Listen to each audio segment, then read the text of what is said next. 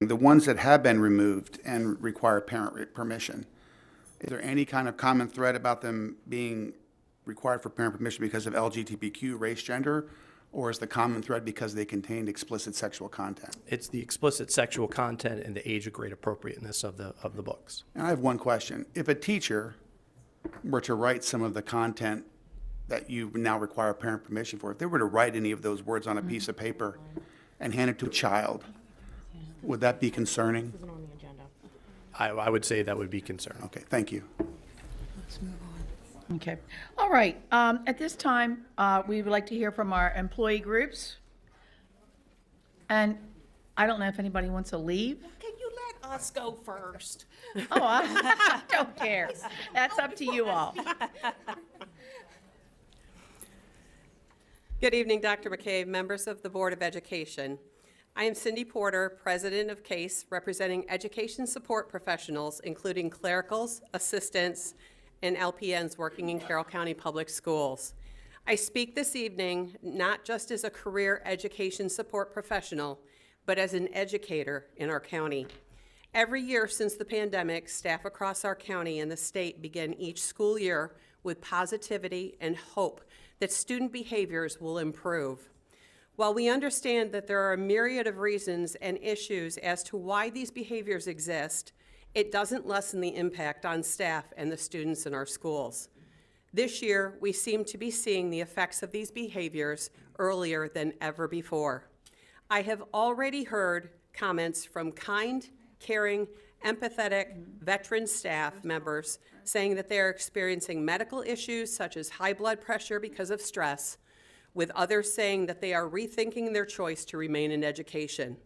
I have also heard others say that they no longer look forward to coming to work, and know of several who have already been injured, many being in the CASE bargaining unit.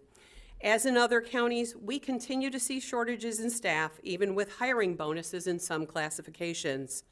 Being completely honest, there is a pervasive lack of respect for school staff and our contracted bus drivers from students and family members alike, as well as a lack of pride and respect for our facilities. Carroll County has received a good deal of attention in the last few months. It is not new that our students and children learn from the adults in their lives the situations they experience and how those adults handle those situations. It would be wonderful if all stakeholders in our county and school community could come together in collaborative and respectful ways to see how we can positively impact this situation that is moving all of us closer to a tipping point in education here in Carroll County and across our state. The stakes are high. The task is not easy. But our most precious resource is looking to us to do our best for them and their future. I believe that we have an opportunity to garner attention in our county for showing that people with different beliefs and ideas can come together in non-confrontational and non-adversarial ways to achieve this most important goal. Thank you. Thank you. Good evening. Before I do my speech, I will say I was a high school math teacher from 1995 to 2002, and I do want to compliment all the students who came, because not a lot of us adults really enjoy being here, so for you guys to come, good for you. Good evening, Superintendent McCabe, board members, Celeste Jordan, president of CCA. Educators have been with students in classrooms for 27 days this school year, 15% of the school year. This time of year is usually pretty good. Everyone's back into the routine. There's a little bit of excitement in high schools as homecomings are celebrated, and there'll be a lot of excitement in elementary schools at the end of the month with Halloween. So why are so many educators stressed out right now? And yes, they are stressed out, because yet again, more initiatives and responsibilities have been added to their jobs. I'm sure someone will think that educators are just complaining. I'm quoting a member who said, "It's important to note that everyone that I've talked to feels all these new initiatives are beneficial, but without the time to do it well, it's useless." Elementary educators have been asked to implement the Second Step program, which is designed to teach students very vital skills such as listening, focusing attention, making friends, and problem solving. What has been taken away to make time to implement this program with fidelity? This program sounds great, and educators at all levels see the benefits of having students learn these skills because we hope it means less time clearing an entire classroom of students to the hallway while another student tears apart the room. Because I will guarantee you there is no reading, writing, or math being learned in that hallway. For secondary educators, there are more county assessments which must be graded online, which is time-consuming and clunky. In addition, some of the county assessments contain errors which make educators question the validity and reliability of the assessments. What was taken off the plates for these educators? Many schools have been asked to have WIGs. What are WIGs, you may ask, because I did. Wildly important goals. At Winters Mill High School, we had an advisory since the day we opened in 2002. Every quarter of every single year that I taught there for 20 years, I taught advisory about SMART goals, specific, measurable, achievable, relevant, and time-based. So I asked educators about WIGs and did a little reading on my own. The concept of WIGs is from a course in the 4 Disciplines of Execution from the Franklin Covey group, the group famously known for the 7 Habits of Highly Effective People. I'm going to digress for just a minute and I'll come back to WIGs, because when I taught at Liberty, I had to read the 7 Habits of Highly Effective Teenagers. I was well into my 30s at the time. Later at Winters Mill and across the county, educators learned about capturing kids' hearts by, and yes, this is the real name, flippin'. We all gathered together to hear about that one. I was teaching like a champion from one book, and I was winning. That one was about Kobe Bryant and Michael Jordan. Educators are cynical about the latest book club. In fact, when I asked what WIGs were, the first answer I was given was somebody read a book, and now we do WIGs. No one expects it to last more than a couple years before the next thing comes along, and it feels like a waste of time. This is from another educator's perspective. We meet with our content teams during planning. We're discussing a lag measure and a lead measure. Once decided, we have to create a huge scoreboard to display the progress of this goal, which we need to update throughout the school year. The displays are out in the hallways, and they're to encourage students, but I don't think they understand them.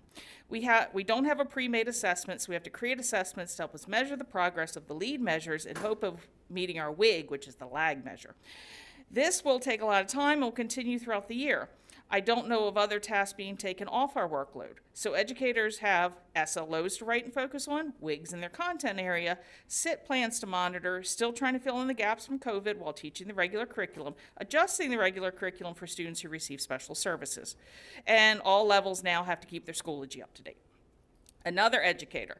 Our school's WIG focuses on literacy. Every department comes up with a WIG, then every teacher gathers data once a month using MCAP rubric to score. Scores are entered into an Excel document. Their scoreboard is in the cafeteria with horses representing each department racing to meet the WIG. By the way, it is important to note that educators do all of these things on a daily basis and not just when we're being observed by supervisors. I heard from an educator who was told from their supervisor they were not gathering enough data on a student. The educator had so many disruptions on a daily basis due to behavior that they resorted to asking the student some questions while the student was punching them and made note of the answers later. So she had data. Carol has long received a quality education at bargain basement prices. It is time to stop bragging that CCPS has employees who are doing 2 jobs or that we do more with less. It is not sustainable. CCPS needs to prioritize a few initiatives and let the others go. It is October. I should not be giving out the number for Employee Assistance Program because educators are so stressed. The other day, I reminded a member about the National Suicide Hotline 988 was always available for them to have someone to talk to. I'm going to leave you with a quote from another member. I am surviving, I am not thriving. That was a quote from September. Thank you. Thank you. At this time, I would like our members to read recognition statements, and we're going to start with Mr. Whistler. Thank you.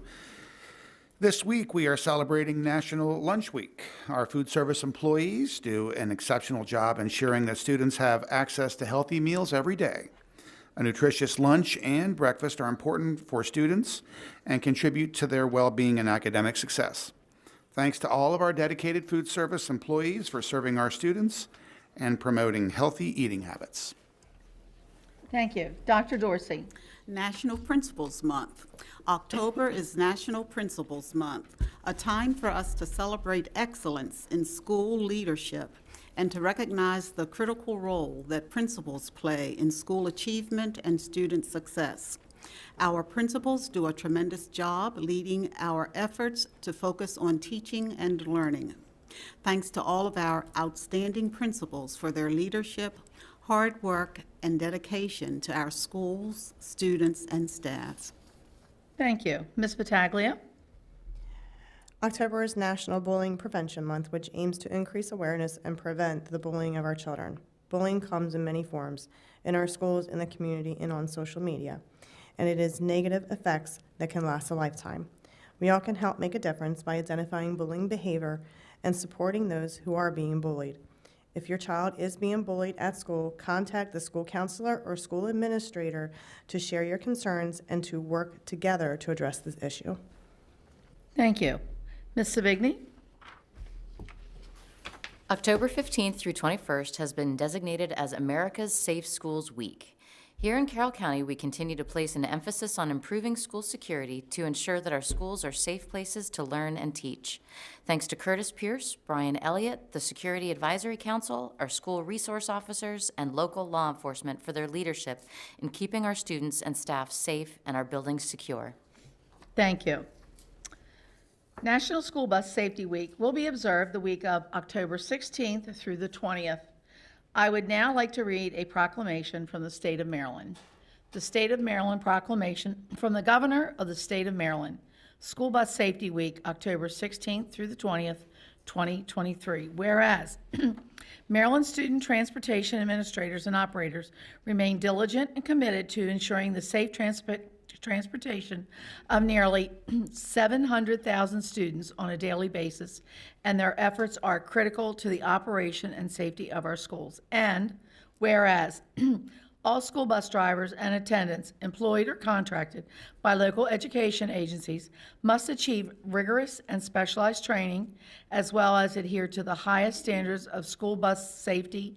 And whereas during the school year, these fleets cover millions of miles, operate in a variety of weather conditions, and have an outstanding safety record despite the ever-present challenges they faced. And whereas Maryland is pleased to join the nation in recognizing National School Bus Safety Week in all our 23 counties, Baltimore City, and Seed School of Maryland, and recognize the school bus drivers and the attendants who connect our children to their school communities and keep Maryland students safe every day. Now, therefore, I, Wes Moore, Governor of the State of Maryland, do hereby proclaim October 16th through 20th, 23 as School Bus Safety Week in Maryland, and do commend this observance to all of our citizens. And I definitely want to thank all our school bus drivers because they're my buds. You all know that, and I'm their biggest cheerleader. And school does not run unless the wheels are turning. So I thank each and every bus driver, contractor that is out there hardworking and getting our students to and from school safely. And thank you. At this time, we will move on to our board member participation, and we are going to start with our student representative. Thank you. Hello, everyone.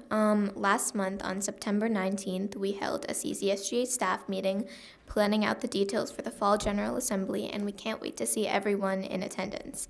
On October 3rd, I attended the second day of the MABE annual conference in Annapolis, and I had the honor of speaking to a panel featuring the student members from Montgomery County, Dorchester County, and Allegheny County, and our student member on the State Board of Education, Abisola Ayula.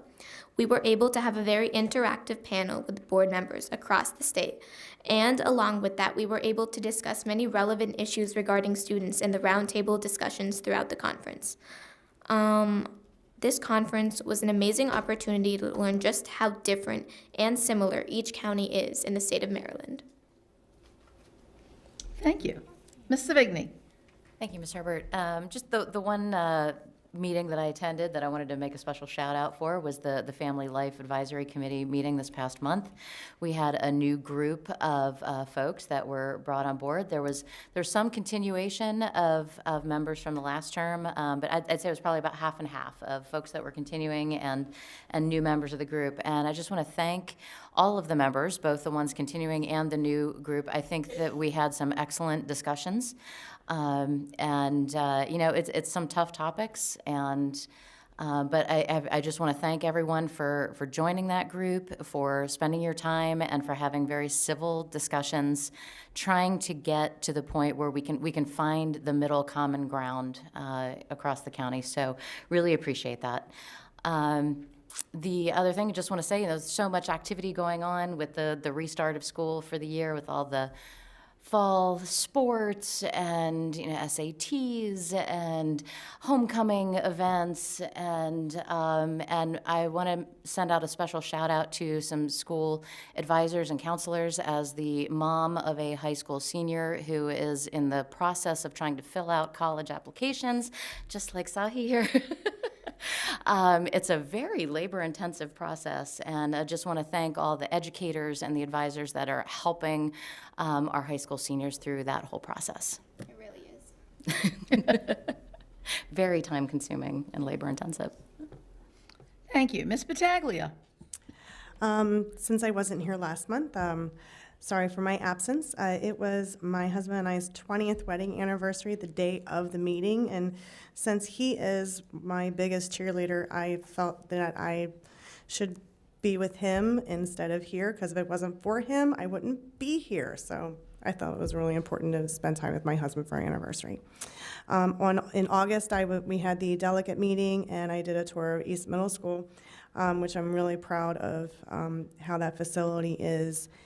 And I hear the kids are loving it, so I'm really glad that everyone that was part of getting that up and going for the first day of school.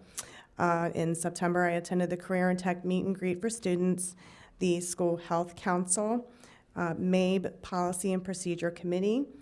I went to the Career and Technology Breakfast, which is absolutely delicious, by the way. They make my scrapple just perfect. And I attended Mr. Shoemaker's Law and Order update and a CAC meeting.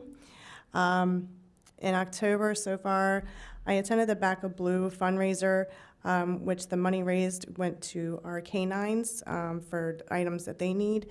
I've already attended Senator Reedy's fundraiser he had, helped out at the Deweese Golf Tournament, which was nice. This past weekend, I attended the 5th Hoffa Tailgate, and they also celebrated what would have been Jimmy's 40th birthday. And, we have a lot of great foundations and organizations in this county that highlight very important topics: bullying, addiction, domestic violence. So just get involved with them if you can, donate to them if you can, because a lot of times the things that they're trying to do, they need donations and funds to help other people out. So just do what you can for those organizations. Last night I attended the Farm Bureau dinner, and then of course today we had the joint meeting with the commissioners today. October is National Bullying Prevention Month, which we had discussed and I had read over. One of my favorite nonprofits is Be a Ray of Sunshine, and they do they're pretty new, and they've been doing some amazing things for bullying awareness. It is also Breast Cancer Awareness Month, so make sure if you have not done your yearly exam, please go get it. It is really important, and early detection does save lives. And it is also Domestic Violence Awareness Month. Naloxone, I wanted to touch base on, is also available in our local libraries. So it is free, and it has on there a QR, and you can scan it, and it'll tell you how to use that properly. Trick or treat, make sure you check your kids' candy. You talk to them about not accepting loose candy. There was a conversation that our state's attorney had at his event, and one of the things he said is that there is an extreme uptick in our ERs from children that are eating the edible cannabis. They're overdosing.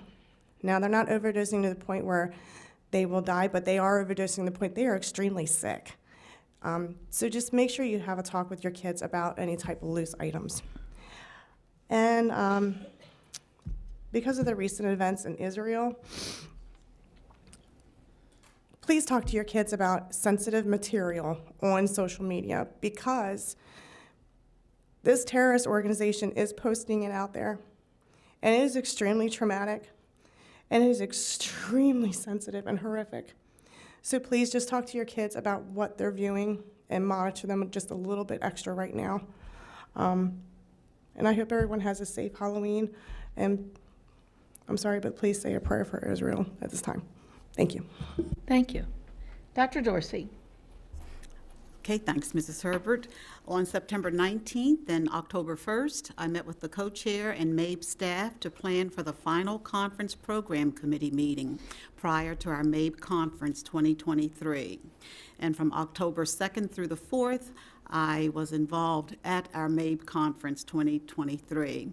It was very exciting to welcome about 200 board members, MABE staff, state board members, and members from PASAM, MACO, MSEA, NSBA, board attorneys, superintendents, and sponsors to our annual conference.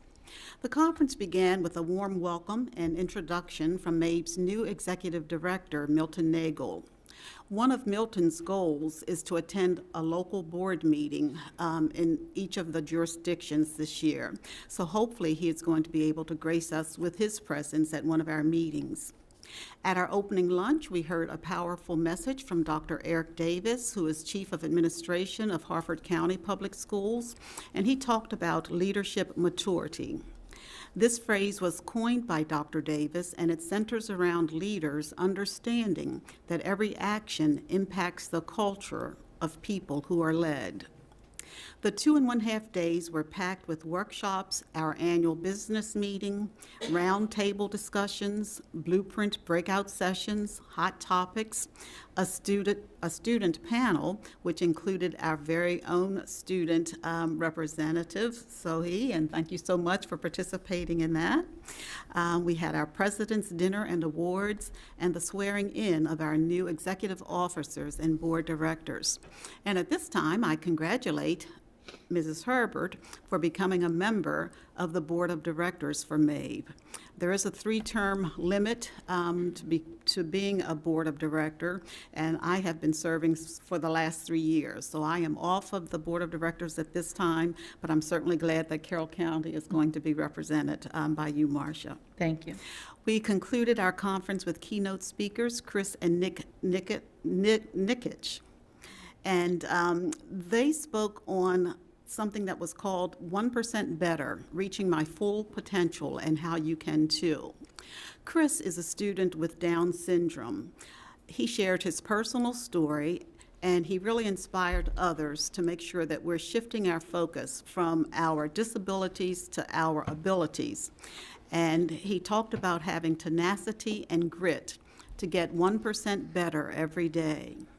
His dad, Nick, explained the underlying principles of success and coaching to achieve your full potential using the 1% Better system that he developed. By using this system, it was very noteworthy that Chris became an Ironman 140.6 finisher. He's also been a Guinness Book record holder, a Special Olympics champion ambassador, as well as having received several other accolades. I would like to personally thank PK Law, Ed O'Mealy, and Rochelle Eisenberg and their associates for being one of the supporters of our annual conference. And it was a great conference, I feel, this year. And once we get all of our evaluation forms in, hopefully we'll hear some positive feedback from members who were able to attend. So thanks. Thank you. Mr. Whistler. Thank you, Madam President. I have 4 items. On September 23rd, I attended the Career and Tech Center breakfast along with Ms. Battaglia.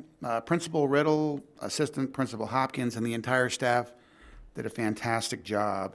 I really wanted to make a special mention of Mr. Gruss, who is one of our criminal justice teachers there and a 30-year retired Baltimore County detective.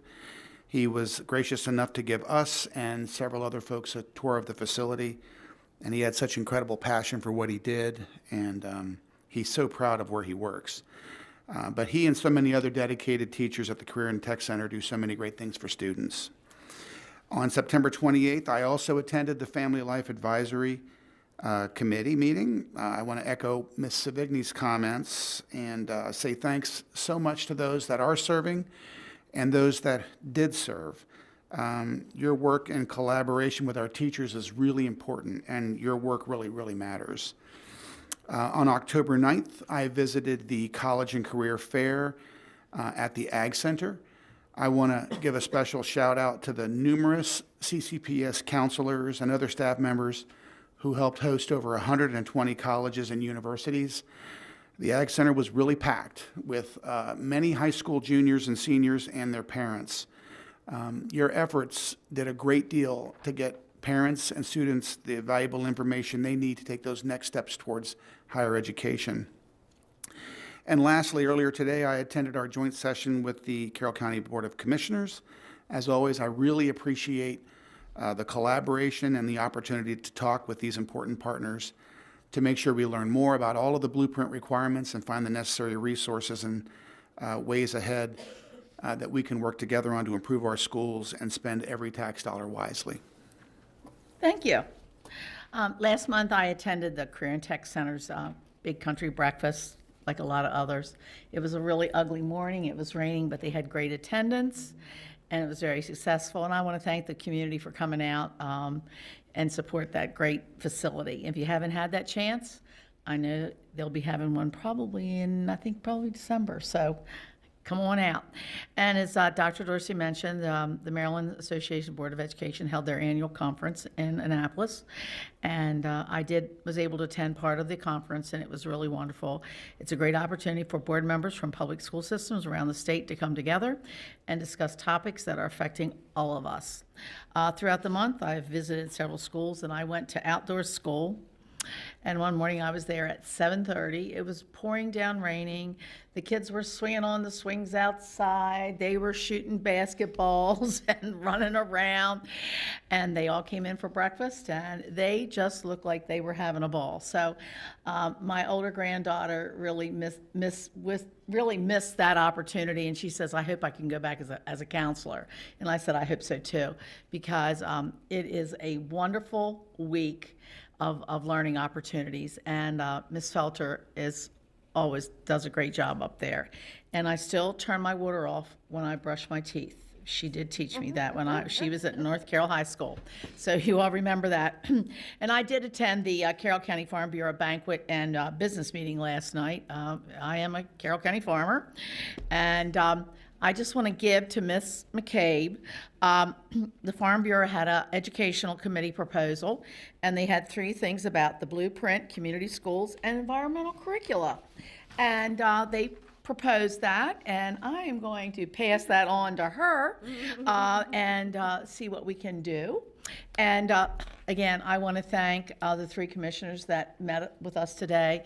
As always, hand in hand, we need to work together, and we cannot be the great school system we are without the backing of our Carroll County commissioners with their ideas and, of course, their funding. I can't forget that. So, Dr. McCabe, it's the superintendent's report. Thank you, Ms. Herbert. I'd like to begin this evening by congratulating several students from the welding program at the Carroll County Career and Tech Center who received awards in the John F. Lincoln Foundation Welding Contest. In the welding sculpture category, Nicholas LePetro was awarded gold for his sculpture of several logs featuring an axe and an owl.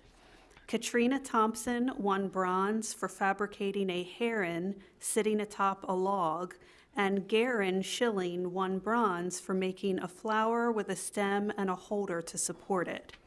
In the welding project category, Tyler Simpkins was awarded gold for creating a coffee table from steel and wood, and Mason Warnick won bronze for building a smokeless fire pit. Congratulations to these students and their instructor, Mike Schweinsberg. I would also like to thank First Financial Credit Union for making a $10,000 donation to Carroll County Public Schools. The donation will be used for the Children's Support Fund, which assists CCPS students and their families who are struggling to meet a variety of needs. These needs, which include food insecurity, lack of clothing and school supplies, and financial and housing instability, present significant barriers to learning. In celebration of its 70th anniversary, First Financial recognized 7 of its foundational partners by making $10,000 donations to each in support of their organizations. Their generosity and continued support of our schools is very much appreciated. Well, thank you. All right, now we will move on to, there's no presentations this month. We will move on to reports, and our first one is the construction report. Have a good evening, folks. Happy Halloween! This is the monthly construction report. I'll point out that if you ride past East Middle, you'll see the area in front where the old school was is being graded to install the new parking area and the bus loop. In just a few months, we'll be planning an open house once all the work is complete to invite the public and former classes to see the new school. Mr. Marks is here for any questions.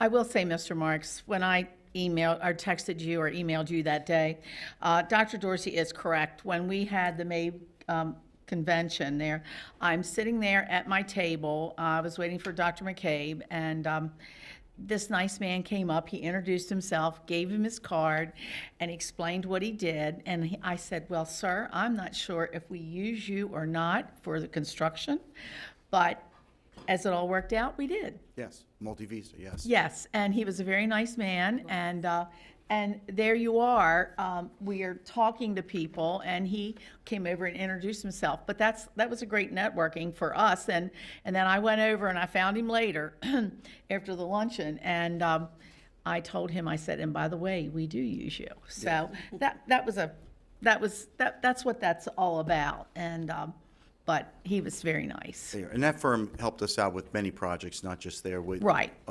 Beginning of COVID, Career and Technology Center trying to bid the job without having people in there. They put their equipment in there, took 360-degree shots of every single room.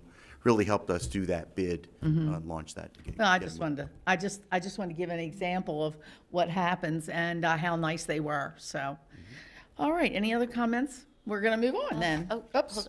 Okay. Just wanted to- I knew she was going to have to ask something. I have to ask him something while he's up there at the podium. But great to see you. And so I think at our last board meeting, school had only been open for 1 or 2 days. And so just wanted to check in on East Middle. So now that it's been up and running and students in the rooms for over a month, like everything's going smoothly. No significant issues? No, not that we're going through small stuff, usually adjustments on HVAC systems, stuff like that as we're going through, but nothing major. Everybody seems thrilled, good positive feedback from staff. So we're real happy with that. We're looking forward to getting the bus loop done, making that go a lot smoother, because it's a lot of pressure on parents and everybody, but it is working, so we're happy about that. So what's the anticipated completion date for the bus loop and the regrading and everything? The contractual completion is the end of December, Okay. but we're hoping to try to get it done sooner. We'll see how well. There's a lot of dirt still to move, so Not soon enough. that's right. Thank you. Yeah. All right. Now we'll move on to action items. I need a motion for the approval of the FY25 capital budget and the FY26 to 30 capital improvement plan request. So moved. So moved by Ms. Battaglia and seconded by I'll second. Ms. Savigny. The CIP was presented in September for discussion and returns this evening for action. Your action this evening will allow us to remain on schedule to get your requested CIP to the state and county in time for their annual budget processes. There are increases to the developmental budgets for the Sandy Mount Elementary, K Pre-K, and Friendship Valley K Pre-K and Pride additions based on the work of the Construction Planning Committee. We are a bit out of sequence in that the work of the Planning Committee will come to you next month for a more involved discussion. We have staff available if you have questions on the CIP request. Any questions? Ms. Savigny? Thanks, Ms. Herbert. I did have a couple of questions, and it was primarily surrounding like the kindergarten additions, like so the portions of Sandy Mount. So I appreciate the fact that we're a little bit out of sequence. So we're kind of requesting the money as part of the request, but we haven't actually reviewed the information to say, you know, like whether we're comfortable with making that increase. But just trying to understand, so at the Sandy Mount portion, so how many new rooms are we ultimately talking about with? So the addition that the option that the committee selected would provide a total of, in the addition, 4 kindergarten classrooms, and then there would be some renovations and another part of the addition for 2 pre-K classrooms. So the current school has 2 existing kindergarten rooms that were designed into the building, and they've converted another classroom to be a pre-K classroom. They have other classrooms they're using for kindergarten, but they're just first grade classrooms. But the location of those existing 2 kindergarten rooms and the pre-K room is at the front of the school. The only area to add on to the school, just because of the site and how tight it is in the back of the school towards the playground. They looked at options where we would just add 2 new kindergarten rooms and a new pre-K, but it would put those 3 rooms at the complete opposite end of the school than the existing rooms. So the another option was we could basically build a whole new wing and have an early childhood wing in the back of the school, and then those existing kindergarten rooms and existing pre-K rooms would turn back over to the school for use for other grades. So the committee, one, their projected enrollment is pretty significantly higher than their current capacity. The current kindergarten rooms are a typical kindergarten room is about 1,000 square feet. That's what we've been planning for almost 20 years now. The kindergarten rooms at Sandy Mount are about 800 square feet, so they're significantly smaller than a typical kindergarten room. So by incorporating those existing rooms into the addition, it gets all of the kindergarten pre-K classrooms together so they can collaborate, but it also handles some projected overcrowding, and it does address the fact that their current kindergarten rooms are not substandard, but they're significantly smaller than what we would typically build today.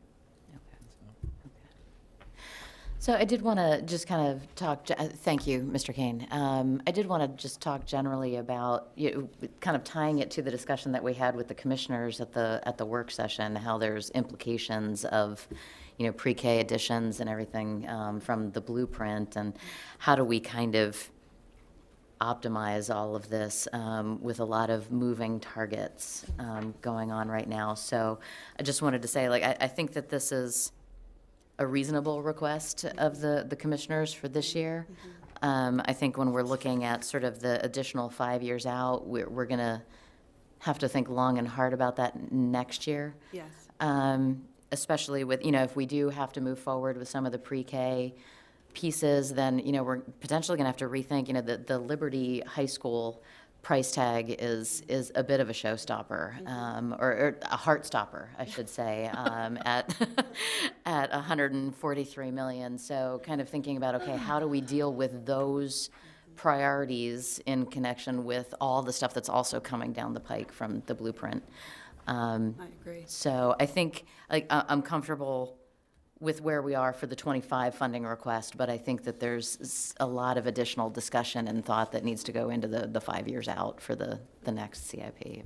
You are right, Donna, because we're like in flight and we're trying to build the plane at the same time because of the unknown. We don't know. And we know there are going to be changes in that blueprint. It's not going to stay the same. So, yeah, that ship's going to sail, but I don't know.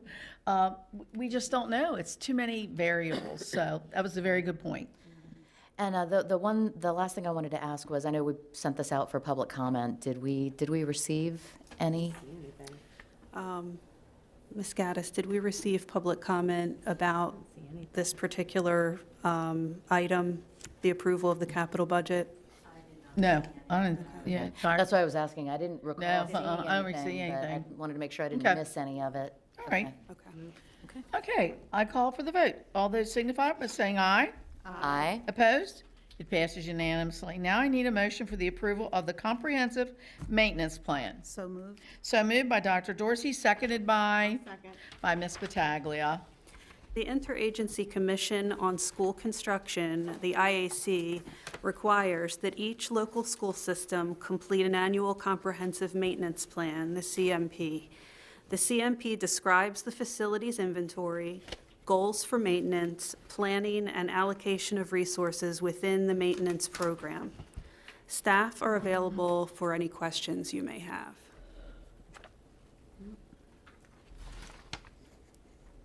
Ms. Savigny. Thanks. Dr. McCabe, I guess Mr. Prokop is coming up. Thanks, Ray. Just a couple of quick questions. I have questions on 3 of the pages, but on page 6, it talks about maintenance staff positions. Yes. I was just, could you speak to whether there are any changes in the number of positions from last year?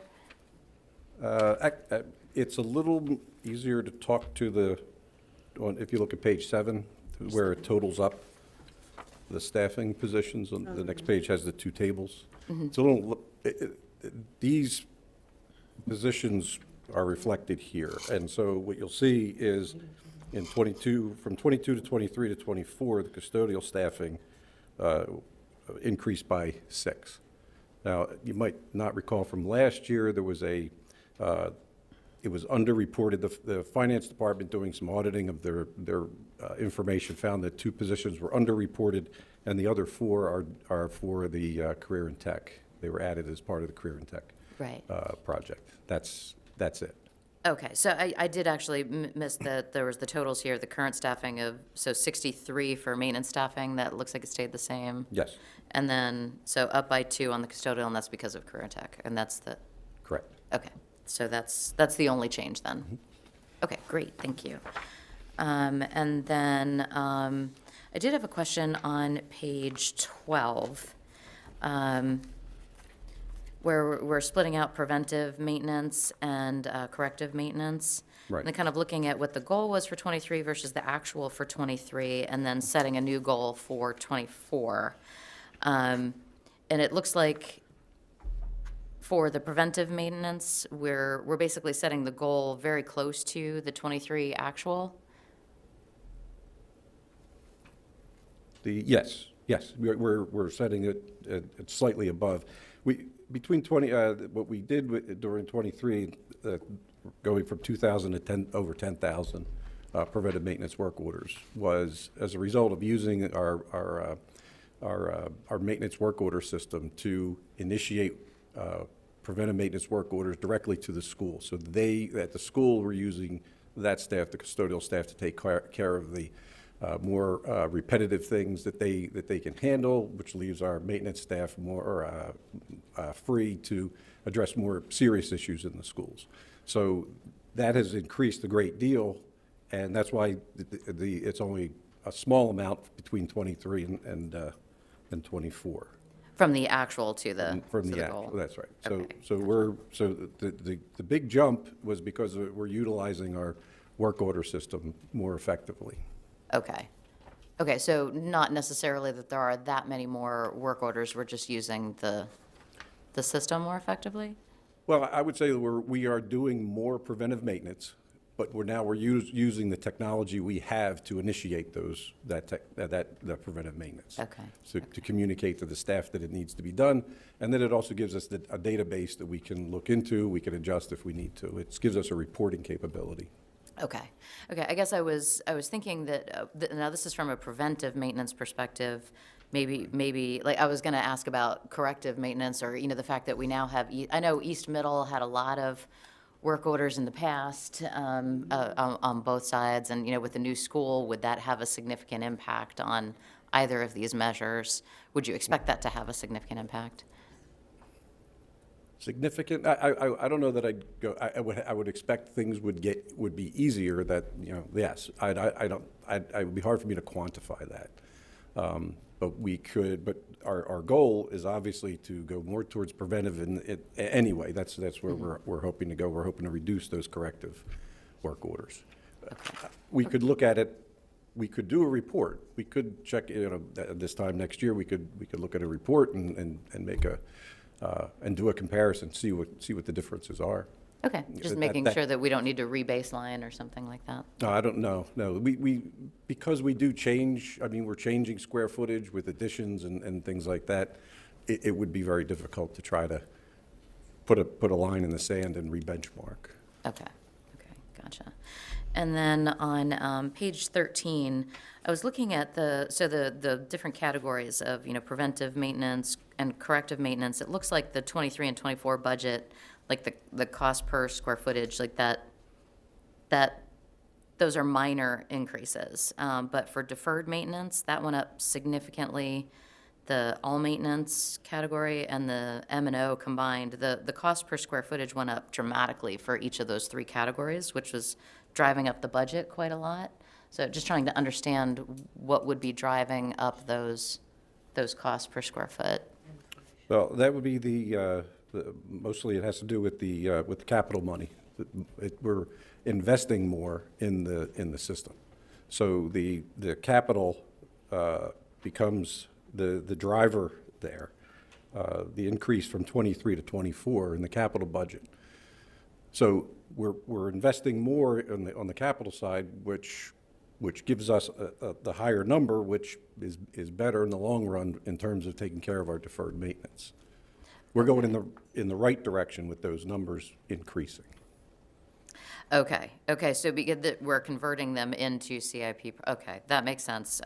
For the CIP projects, can you help me understand for the all maintenance and the M&O combined, what would drive the cost per square foot for those two?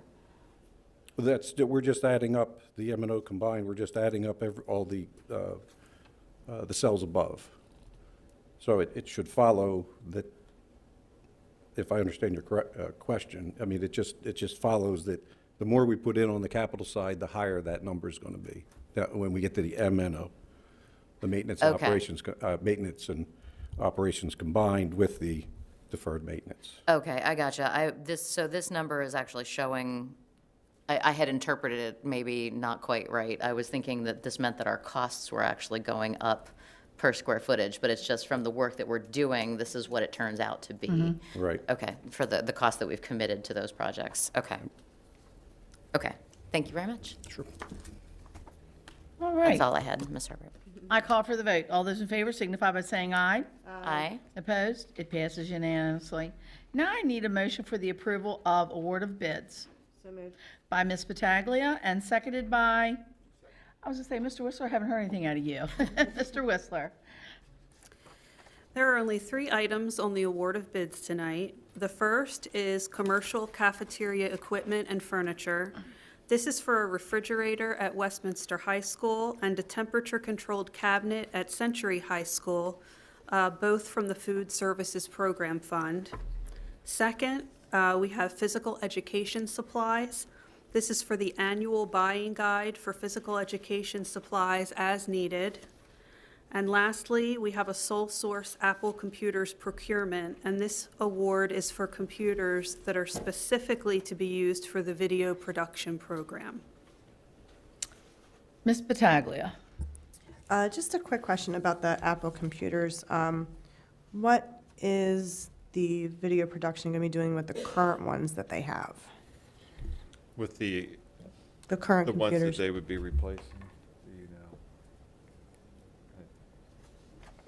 know? I don't know specifically. With larger equipment, we surplus it on public auction. I assume with equipment like that, it probably goes through a recycle process. I'd have to check and get back to you. I'm not really sure.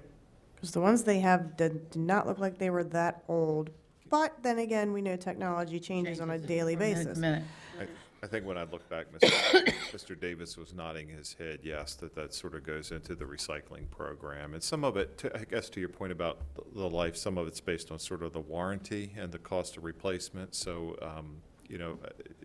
sometimes a couple things over time, people see how much we pay for a computer and they may say, well, that's more than I would pay at home, but we're also buying the warranty. because if that machine goes down, we need it for instruction within 24 hours roughly or whatever. You're not necessarily paying for that as a citizen. And so the life cycle might seem less than you might say, well, I could get more out of that at home, but we need it with the warranty as well so that those machines can stay either in business use or in the program use. Sounds good. Okay. Thank you. And just for old time's sake, since Mr. Johnson's not here, I guess the physical education supplies is self-inflating balls. That's exactly right. Right. All right, I call for the vote. All those in favor signify by saying aye. Aye. Opposed? It passes unanimously. Ms. Herbert, before we move on, okay. before we move on to another topic, could I just ask a quick question about, so we're talking about the computers here. Just a question about, so we know that, we had the purchase of all the computers for, have a one-to-one for all of our students after the pandemic. And do we have a plan coming up with it? Because I'm sure that, we're going to have to start recycling and renewing a lot of those, and that's going to be a big ticket item. We do, and so as part of the budget development process as a whole, we're incorporating Mr. Davis and his team's work of, we've maybe quadrupled the inventory. I'm not even sure. The inventory is much, much larger than it was pre-pandemic, and so we're trying to map out a plan to bring to the superintendent that she'll then incorporate in her budget conversations with you as to how do we now address that replenishment cycle going forward.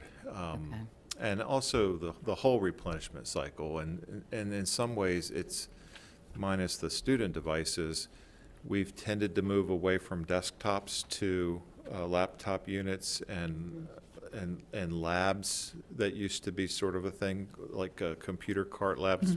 Once you're at one-to-one, that rebalances the numbers favorably in some cases, but overall it's gone way up. And so we're trying to work out sort of an ongoing budget plan of, how do we chunk that and then build in an approach to have a meaningful replacement cycle as proactively as we can, or can we dedicate, year-end money each time? I think we have that slated to be kind of a part of the discussion at the December work session. A little bit more about that plan and what that would look like chunked out over 4 or 5 years of a cycle. Okay, great. That works. Thank you, Mr. O'Neill. That's Sure. perfect. All right.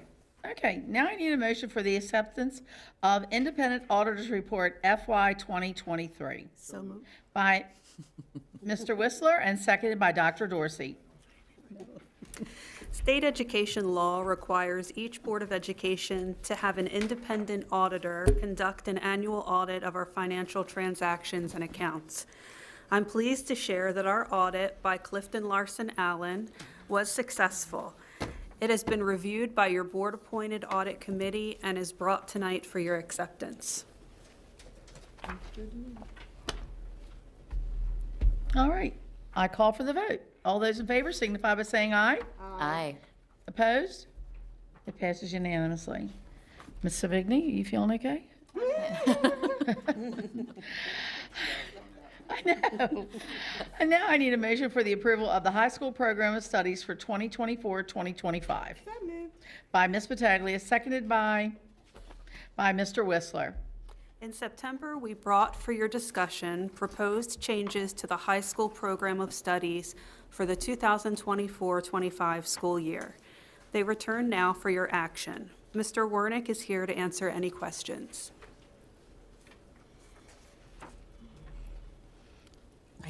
Ms. Savigny? Hi, Mr. Wernick.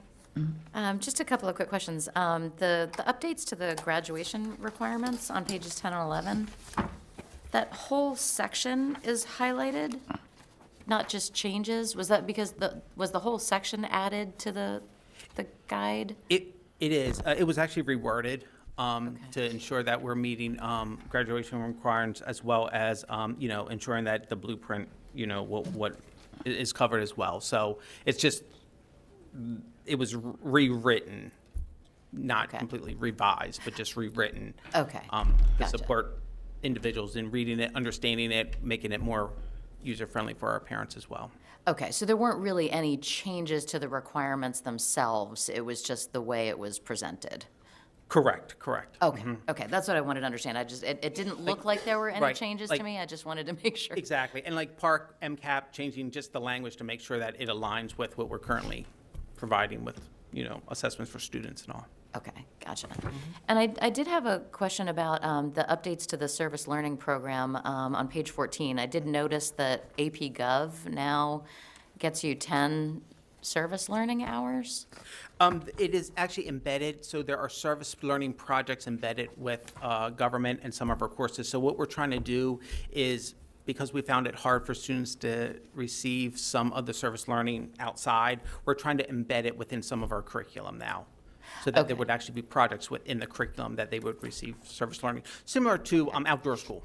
Okay, that I'm comfortable with. Like, I wasn't sure I was understanding. I was like, why would you suddenly now just get 10 credits for taking that particular class? Correct, So, correct. okay, you really want it to be service-oriented. Absolutely. So, okay, great, thank you. Ms. Pataglia? Okay, so I have two questions. The first one is, we have the high school assessment requirements. Does AP tests also qualify for that instead? So if you're taking AP government, couldn't that be the same as the government assessment? Currently, we are ensuring that our students take the MCAP assessment in government, all students at this point. Okay, so a student that's in AP, they're going to take it twice technically then? Possibly, but there's the thought, the rationale behind that is not all students are required to sit for the exam that may enroll in an AP course, and we didn't want to put a student in a situation where they hadn't sat for the assessment. Because you can meet the requirement through the AP exam, but there's not a requirement that you take the AP exam as part of the course. So it was our rationale in thinking, yes, it could be a challenge, but I think it's safer for the student in the end to be able to take both assessments. That way, if something happens, they're covered, and we're not, in a situation where a student, didn't sit for one of the assessments and has to sit at a later date and time when they haven't had the coursework. Okay, I mean, I understand, but also at the same time, like, I'm like, we're like testing our kids to kingdom come. I mean, it's just insane. That's what I'm just looking at. Like, it's like they're being repetitive in something. I'm hopeful in time that as we get further guidance from the state on the requirements, that will be clarified. But I think for now, that's probably our safest practice, is to have the students take both the MCAP and the AP exam. Okay. All right. And then a second question. Sure. The other piece with taking the MCAT, we actually would have results then for our students to see how well they did and what areas we may need to focus on with them, as they continue through their educational career, where the AP exam, we wouldn't necessarily have that. Okay. All right. And then second question. Is there any more discussion regarding more availability for classes virtually, like sign language and other world languages?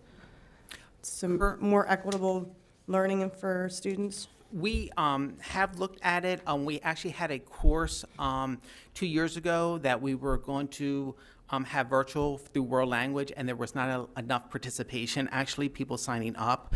I think especially with certain areas, students feel more comfortable with actually having, a teacher in front of them. Makes it a little bit more easier, as well as, it helps to have it aligns with their schedule better if it's taken within their school, their own school, because then they can align it, especially with dual enrollment and other programs now. So we don't see as many students looking at those virtual options. We see more of students wanting the dual enrollment aspect instead of, because they can take some of those courses as well at the community college.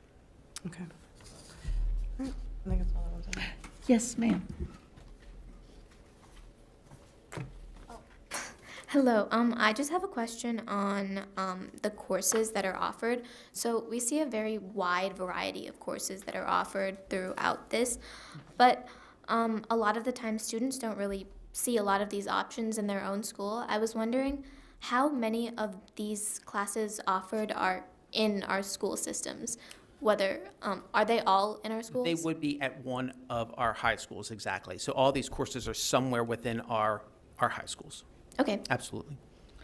And one must remember that sometimes in high schools, we offer it one year, and then we don't offer it the next, and they flip-flop the, you know, the number one and the number two. And that's why sometimes you wonder, what are we doing? But that's how it works sometimes. Absolutely. And there is an option if a student wants to take a course that's offered only at one high school and not the other to transfer or transport themselves by any chance? I'm assuming we could make arrangements, absolutely, if there's one, if the student is able to transport.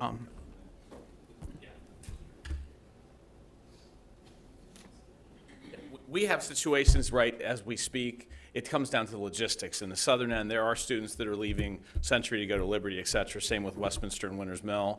And then there are kids that just transfer schools. They do the out-of-district process to go to another school for certain things. So those would be the two options. Obviously, transportation is always has to be a part of that. So. Thank you. I think your question is, we do try to make accommodations wherever possible, right? Like when the scheduling comes out, and if a student needs something to fit into their schedule, that